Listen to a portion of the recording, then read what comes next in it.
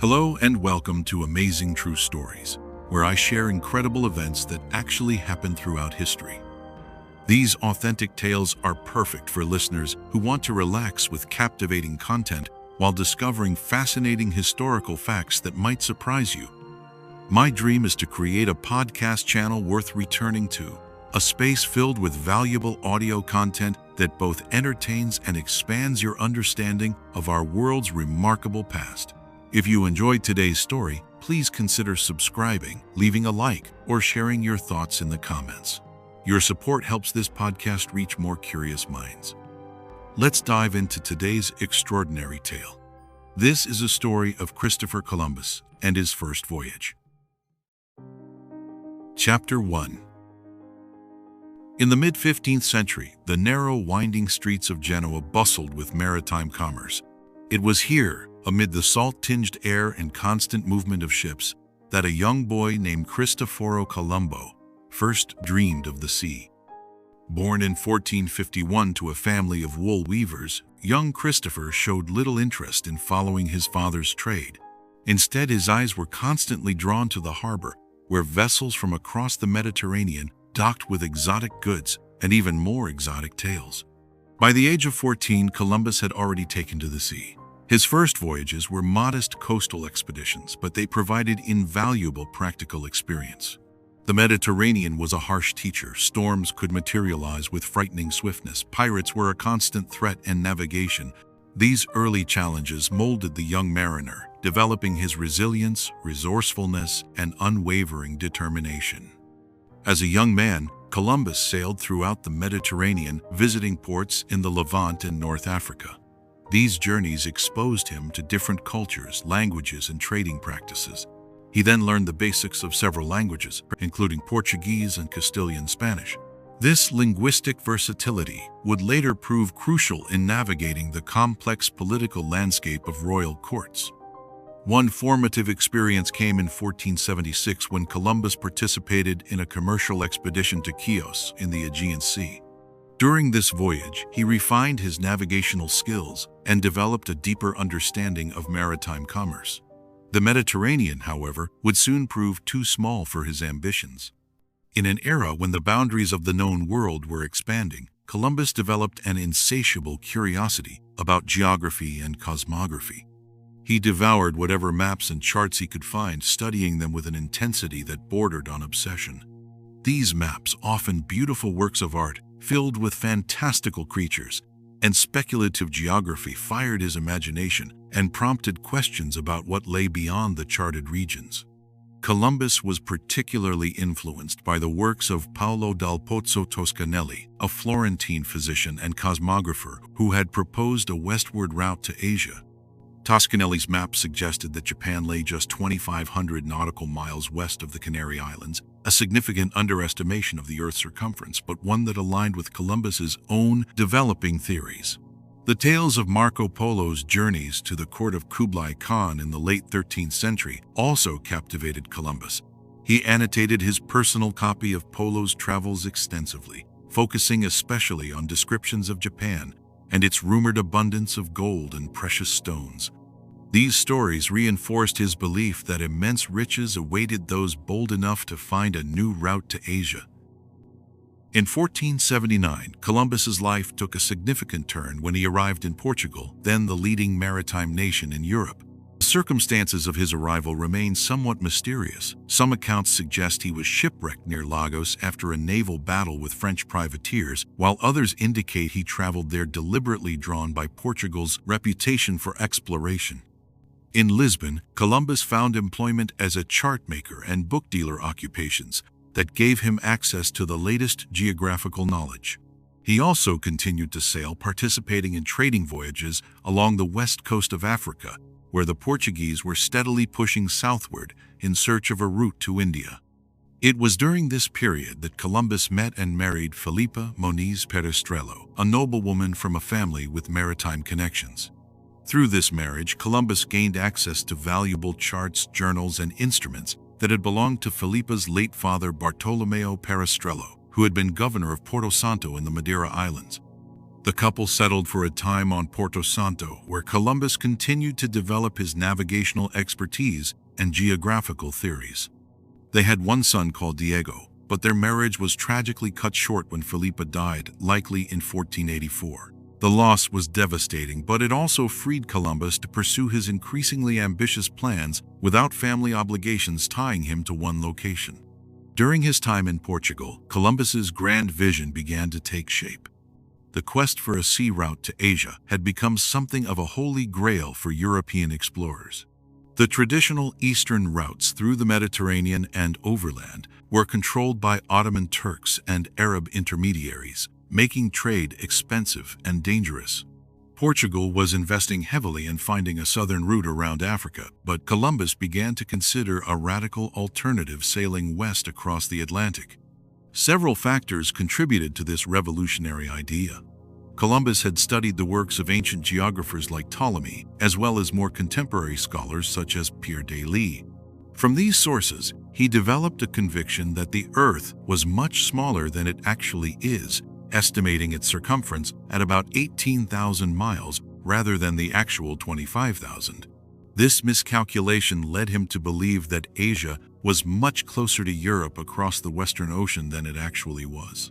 Columbus also drew encouragement from reports of objects washing ashore on the Azores and other Atlantic islands, carved pieces of wood, unusual plants, and even the bodies of people with unfamiliar features. These findings suggested lands to the west, though whether these were outlying Asian islands or something else entirely remained unknown. By 1484, Columbus had fully formulated his plan. He would sail west across the Atlantic to reach the east. The simplicity of the concept belied the enormous challenges it presented. No European had ever ventured far into the open Atlantic and returned to tell the tale. The journey would require tremendous courage, exceptional navigational skill, and substantial financial backing. Armed with his theory and burning ambition, Columbus first approached King John II of Portugal in 1484. The Portuguese monarch had assembled a committee of experts, the Junta dos Matemáticos, to evaluate promising exploration proposals. Columbus presented his plans with characteristic conviction, arguing that a westward voyage would provide Portugal with a faster route to the spice markets of Asia than their ongoing efforts to circumnavigate Africa. The committee, however, was not convinced. Portuguese navigators had been systematically exploring the African coast for decades and had developed sophisticated techniques for sailing in the Atlantic. Their experts correctly calculated that Columbus had drastically underestimated the Earth's circumference and overestimated the eastward extent of Asia. In their view, any ships attempting the journey Columbus proposed would run out of supplies long before reaching Asian shores. Despite this setback, Columbus persisted. He requested royal support twice more, but King John II ultimately rejected his proposals. This rejection was not merely due to geographical skepticism. Portugal had already invested heavily in the African route and was close to success. Bartholomew Diaz would round the Cape of Good Hope just 4 years later, in 1488, validating Portugal's approach. Chapter 2. With his prospects in Portugal exhausted, Columbus turned his attention to Spain. With his young son Diego in tow, he arrived at the monastery of La Rabida, near the port town of Palos de la Frontera. The monastery would prove to be a crucial stopping point in his journey, though at the time it must have seemed merely a place of temporary refuge. Columbus's appearance at this juncture was that of a man driven by obsession rather than ambition alone. His clothes were worn, his resources depleted, but his eyes burned with the intensity of his vision. He had left behind the relative security of Portugal on the strength of his conviction alone, seeking support in a kingdom where he had no established connections. At La Rábida, Columbus found his first Spanish allies. The monastery's guardian, Friar Antonio de Marchena, was himself an astronomer with an interest in navigation. He listened to Columbus's theories with genuine interest rather than dismissal. More importantly, he recognized in this foreign mariner a determination and intelligence that warranted attention. These initial meetings set a pattern that would repeat throughout Columbus's time in Spain. His passion and erudition made a strong impression even among those who doubted his geographical calculations. He spoke with such conviction about the possibility of reaching the Indies by sailing west that his enthusiasm proved contagious, drawing supporters to his cause despite the radical nature of his proposal. The political landscape that Columbus entered was complex. Spain, in the late 15th century, was not yet a unified country, but a collection of kingdoms joined by the marriage of Ferdinand of Aragon and Isabella of Castile. Their union had created a powerful alliance, but each ruler maintained separate courts and administrations. Columbus focused his efforts on Queen Isabella, whose kingdom of Castile had a stronger maritime tradition and greater resources for exploration. To reach her, he needed advocates within the court structure. Friar Antonio de Marchena provided the first introduction, connecting Columbus with Alonso de Quintanilla, the royal treasurer of Castile. Quintanilla became one of Columbus's most consistent supporters, impressed by both the potential economic benefits of the proposed voyage and by Columbus's character. He arranged for Columbus to present his case to the royal cosmographer Jaime Ferrer, and later to the powerful Cardinal Pedro González de Mendoza, often described as the third king of Spain, for his influence with the monarchs. Not all reactions were positive. Many court astronomers and geographers raised the same objections that the Portuguese experts had, that Columbus had drastically underestimated the distance to Asia. The consensus among educated Europeans followed Ptolemy's calculation that the landmass of Eurasia spanned 180 degrees of longitude, leaving an impossibly vast ocean to cross before reaching the east. Some courtiers also viewed Columbus with suspicion due to his foreign birth and his previous associations with Portugal, Spain's chief maritime rival. Others questioned his background and credentials, suggesting that a wool merchant's son lacked the necessary pedigree for such an ambitious enterprise. Despite these challenges, Columbus gradually built a network of supporters within the Spanish court. His ability to adapt his presentation to different audiences proved crucial. With clerics, he emphasized the missionary potential of reaching new lands. With merchants, he stressed the economic advantages. With the nobility, he focused on the glory and prestige that would accrue to Spain. By 1486, Columbus had secured his first formal audience with Ferdinand and Isabella at the Alcázar of Córdoba. The timing was far from ideal. The monarchs were deeply engaged in the Granada campaign, the final push to end 8 centuries of Moorish presence in the Iberian Peninsula. Their attention, resources, and treasury were focused on this culminating chapter of the Reconquista. Nevertheless, Queen Isabella was sufficiently intrigued by Columbus's proposal to appoint a commission of scholars to evaluate it. Led by Hernando de Talavera, the Queen's confessor, this commission met intermittently at the Dominican convent of San Esteban in Salamanca. Their deliberations stretched over several months, with Columbus defending his case with maps, calculations, and references to classical and contemporary authorities. The commission's eventual report was not favorable. They concluded that Columbus had underestimated the distance to Asia and that any expedition would run out of supplies long before reaching its destination. While not rejecting the westward route categorically, they advised that such a speculative venture should not be a priority, while the Granada campaign remained unresolved. This setback began a pattern of advances and retreats in Columbus's negotiations with the Spanish crown. The monarchs, unwilling to dismiss his proposal outright, kept him attached to the court with a small stipend. For the next 6 years, Columbus followed the itinerant royal court across Spain, renewing his petition whenever circumstances seemed favorable. His perseverance was remarkable. He continued to refine his proposals, addressing objections and improving his supporting evidence. He also maintained increasingly extravagant demands for titles and privileges. Should his voyage prove successful, he wanted to be named Admiral of the Ocean Sea, receive the title of Viceroy over any discovered lands, and be granted 10% of all revenues from these territories. These demands became significant sticking points in the negotiations. Many courtiers found them presumptuous coming from a foreign commoner. Even supporters winced at Columbus's intransigence on these points. which he refused to moderate even when they threatened to derail negotiations entirely. By 1491, after 6 years of frustration, and with the fall of Granada imminent, Columbus's patience finally reached its limit. He prepared to leave Spain and seek support elsewhere, perhaps in France, where his brother Bartholomew had received some encouragement. Before departing, Columbus returned to La Rabida Monastery to collect his son Diego, who had been placed in the care of the friars. This visit proved providential. The monastery now had a new guardian, Friar Juan Perez, who had previously served as Queen Isabella's confessor.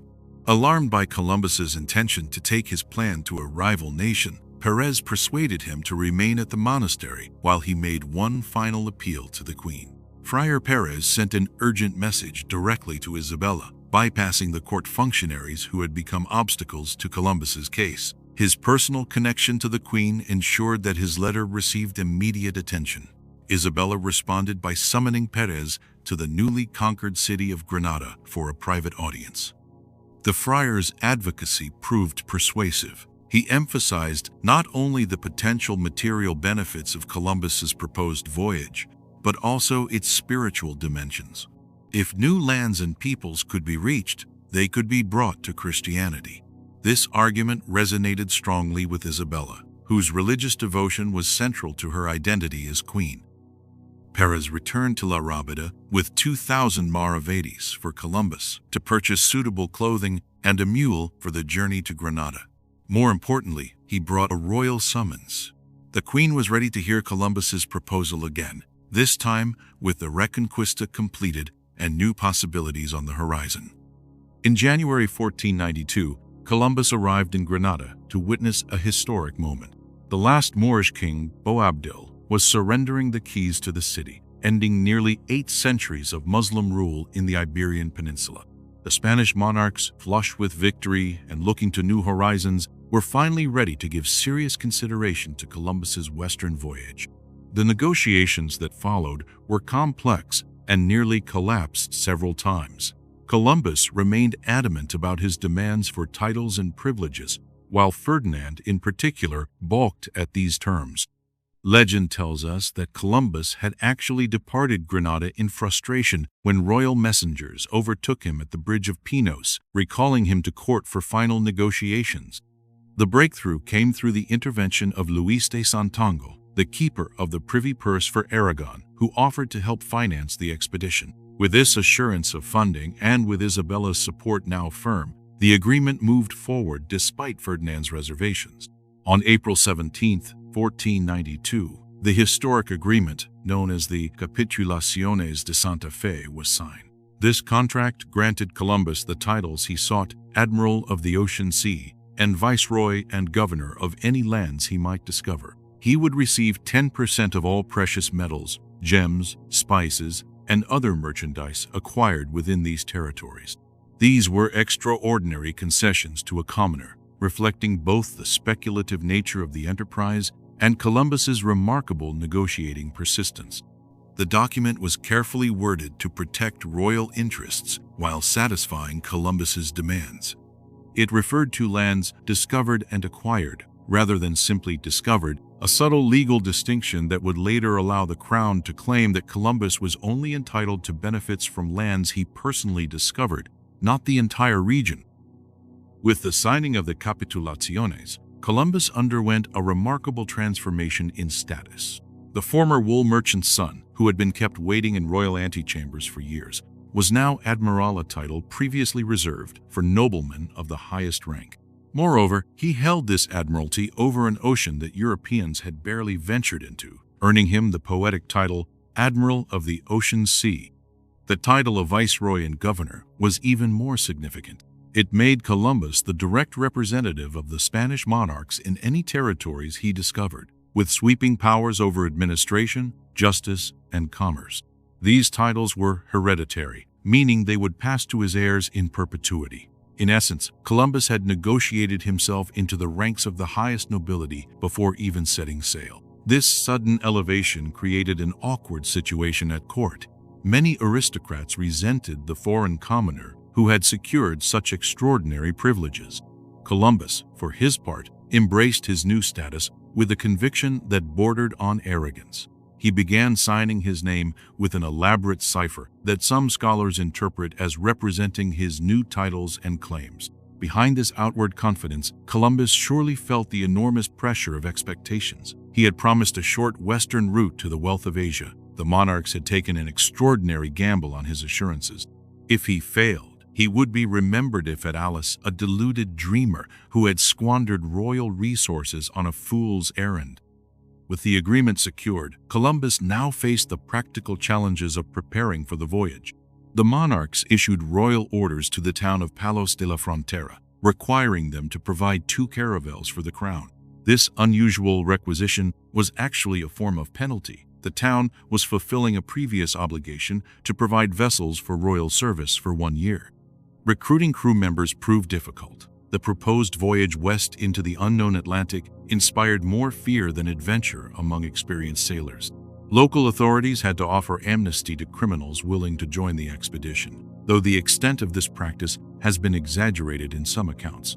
In reality, most crew members were professional sailors who were eventually convinced by financial incentives or persuaded by the involvement of respected local mariners. The breakthrough in recruitment came when the Pinzon brothers, Martin Alonso, Vicente Yanez, and Francisco Martin agreed to join the expedition. They were respected ship owners and navigators from Palos, with extensive experience and connections. Their involvement lent crucial credibility to the venture and helped secure both additional funding and crew members.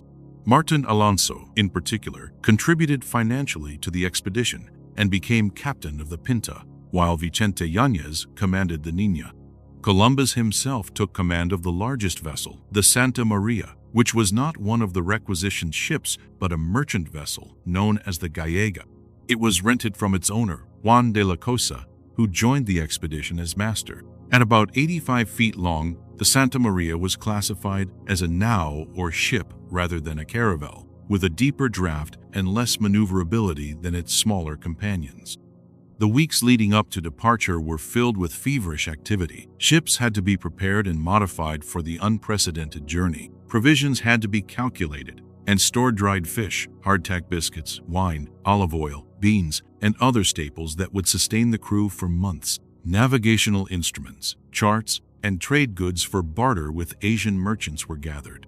Columbus paid attention to every detail, drawing on his decades of maritime experience.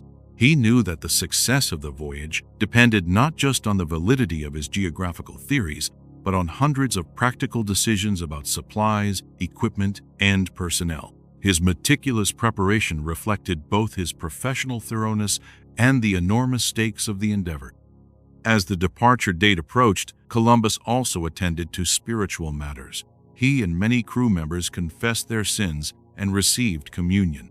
In an age of deep religious faith, these were not mere formalities but essential preparations for a journey from which they might never return. By early August 1492, the preparations were complete. 3 vessels, the Santa Maria, the Pinta, and the Niña, lay at anchor in the harbor of Palos, loaded with provisions and manned by crews of about 90 men in total. After years of persuasion, rejection, and persistence, Columbus stood on the threshold of realizing his great dream. The Western Ocean awaited, with all its mysteries and dangers. Within days, the expedition would set sail into the unknown, carrying the hopes, fears, and ambitions of its remarkable commander. Dawn broke over Palos de la Frontera on August 3, 1492, a date that would eventually be inscribed in history books across the world. The small Andalusian port town stirred with unusual activity as crews made final preparations on 3 vessels moored in the harbor.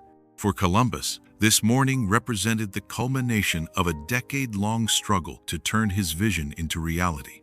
Palos was not a major Spanish port, which makes its role in this momentous journey somewhat surprising. The town selection was primarily practical. The royal order requiring Palos to provide 2 vessels meant that much of the expedition's costs were offset by this obligation. The strong local seafaring tradition also ensured a pool of experienced sailors, despite initial recruitment difficulties. The Rio Tinto estuary provided a protected harbor where the ships had been prepared over the previous months. Now, with supplies loaded, crews aboard, and final prayers offered, the moment of departure had arrived. Columbus would have been keenly aware of the historical significance of this day, though even he could not have imagined the full impact his journey would have on world history. The departure was witnessed by a crowd of local residents, families of crew members, merchants who had supplied the expedition, friars from La Rabida who had supported Columbus's vision, and curious onlookers. For many, the prevailing sentiment was probably skepticism about the vessel's chances of return. Some surely viewed the small fleet with a mixture of pride and apprehension, watching sons, brothers, and husbands embark on what many considered a fool's errand. At the mouth of the harbor, the three ships raised their sails emblazoned with the crosses of the Catholic monarchs. The Santa Maria, as the flagship, also displayed Columbus's personal banner. With the morning tide, they began their journey down the Rio Tinto toward the Gulf of Cadiz and the open Atlantic beyond. Assembling the crews for the expedition had been one of Columbus's greatest challenges. Initially, the prospect of sailing west into the unknown Atlantic inspired more dread than excitement among experienced mariners. Sailors of the time feared what might lie beyond the familiar waters of European coastal voyages, sea monsters, boiling waters, or simply an endless ocean where ships would sail until supplies ran out and all hands perished. These fears were not merely superstition, but reflected genuine concern about the unprecedented nature of the voyage. European vessels had never intentionally ventured far into the open Atlantic, and those blown off course rarely returned to tell their tales. The Atlantic was known as the Sea of Darkness, a name that captured both its mystery and the anxiety it provoked. Columbus's recruitment efforts were hampered by these fears and by competition from more established maritime ventures. Portuguese expeditions along the African coast offered sailors the prospect of profit with more calculable risks. Even fishing and coastal trading presented more reliable employment than Columbus's speculative venture. The involvement of the Pinzon brothers proved crucial to overcoming these recruitment obstacles. As respected local mariners with extensive connections, their participation lent credibility to the expedition. Martin Alonso Pinzon, in particular, used his influence to persuade sailors to join, offering assurances based on his own confidence in the venture's feasibility. The final crews were far more diverse than often depicted. They included experienced navigators, carpenters, caulkers, a physician, and various specialists whose skills would be essential during the long voyage. While most were Andalusians from the Palos region, the roster also included several foreigners, including sailors from Italy, Portugal, and possibly other countries. Contrary to popular myth, the crews were primarily composed of professional mariners rather than convicts or oppressed men. While some may have had minor legal troubles, royal clemency was offered to those with pending cases who joined the expedition. The notion that the ships were manned by criminals is largely false. Columbus needed skilled sailors for such a challenging voyage, and the crew manifest reflects this priority. The men who ultimately sailed with Columbus were motivated by a complex mixture of factors. Financial incentives played a role. Sailors were promised wages considerably higher than standard rates. Others were drawn by the prospect of adventure and potential glory. Religious motivations also featured prominently, with many crew members seeing the voyage as an opportunity to spread Christianity to new lands. Whatever their individual motivations, these men were about to embark on what would prove to be one of history's most consequential journeys. Few, if any, fully grasped the significance of their undertaking as they bid farewell to the familiar shores of Palos. The three vessels that comprised Columbus's small fleet were remarkably modest, considering the magnitude of their mission. None was built specifically for the voyage. All were existing vessels adapted for the unprecedented journey across the Atlantic. The Santa Maria, Columbus's flagship, was the largest of the three, at about 85 feet in length. Classified as a nau or ship rather than a caravel, it was slower and less maneuverable than its companions, but offered more space for cargo and crew. Originally named the Gallega, the Galician, it was a merchant vessel rented from its owner, Juan de la Cosa, who joined the expedition as its master. With a crew of about 40 men, it carried the bulk of the expedition's supplies. The Pinta, captained by Martin Alonso Pinzon, was a caravel of medium size, faster than the Santa Maria but still substantial enough for ocean voyaging. It had been modified for the journey, with its original triangular lateen sails partially replaced by square rigging to better catch the Atlantic trade winds. With about 26 crew members, it was noted for its speed and would often scout ahead of the other vessels. The Niña, commanded by Vicente Yáñez Pinzón, was the smallest of the three and also a caravel. Originally rigged entirely with triangular lateen sails, like most Mediterranean vessels, it was re-rigged with square sails before departing from the Canary Islands. Despite its small size, the Niña would prove remarkably seaworthy, eventually becoming the only vessel to complete the entire round trip to the New World and back to Spain. All three ships were open-decked vessels, with minimal enclosed space as forecastles at the bow and stern castles at the rear provided the only protection from the elements. Crew members not on watch would sleep on the deck, with officers and Columbus himself occupying the small cabins in the stern castle. Cooking was done on a sandbed on the open deck, creating a constant fire hazard that required vigilant management.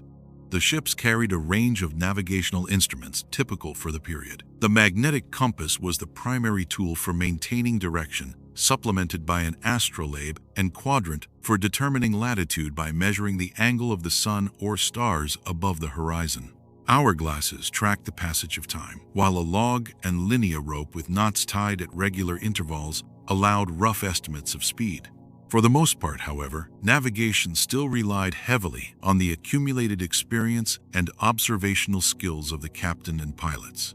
Dead reckoning estimating position based on course, speed, and time remained the fundamental navigational technique, with celestial observations providing occasional confirmation of latitude, but no means of determining longitude at sea. These modest vessels, small by modern standards but representative of the most advanced maritime technology of their day, were about to undertake a journey that would permanently alter humanity's understanding of the world. Their wooden hulls, hand-sewn sails, and simple instruments would carry their crews across thousands of miles of open ocean into regions no European had knowingly visited before. Of all the supporting characters in Columbus's first voyage, none were more crucial to its success than the Pinzón brothers. Martín Alonso, Vicente Yáñez, and Francisco Martín were respected shipowners and navigators from Palos, with extensive maritime experience.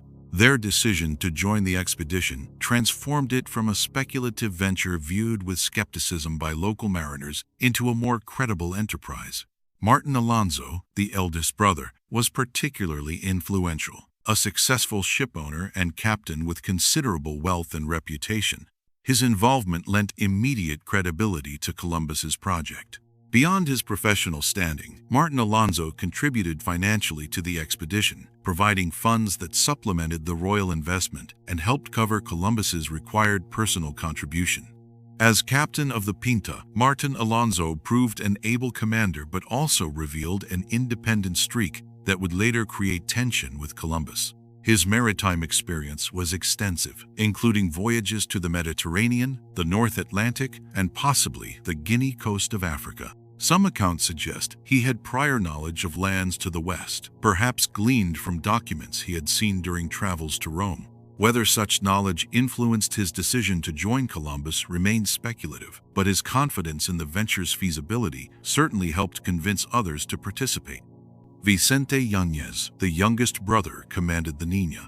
Though less prominent than Martín Alonso during this first voyage, Vicente would later distinguish himself as an explorer in his own right, leading expeditions to Brazil and the Amazon River. His seamanship during Columbus's voyage was exemplary, particularly during the challenging return journey when the Niña survived storms that might have overwhelmed a less capable captain. Francisco Martín, the third brother, served as pilot on the Pinta under his brother Martín Alonso's command. Though less documented in historical accounts, his navigational skills would have been essential to the expedition's success. Life aboard the three vessels followed strict hierarchical patterns established by centuries of maritime tradition. The daily routine was governed by a watch system that divided the crew into groups working in shifts. Typically, the day was divided into watches of 4 hours each, with the crew rotating through periods of work and rest.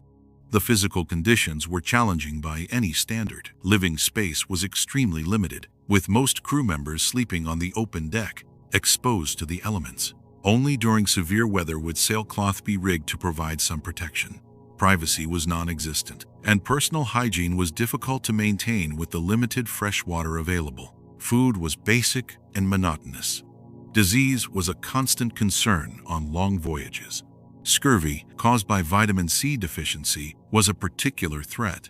Discipline was necessarily strict. The success and safety of the voyage depended on every man performing his duties correctly and promptly. Punishments for infractions ranged from reduced rations to flogging in serious cases. Columbus, however, appears to have maintained discipline without excessive harshness during this first voyage, understanding that crew morale would be crucial in the face of the unprecedented challenges they faced.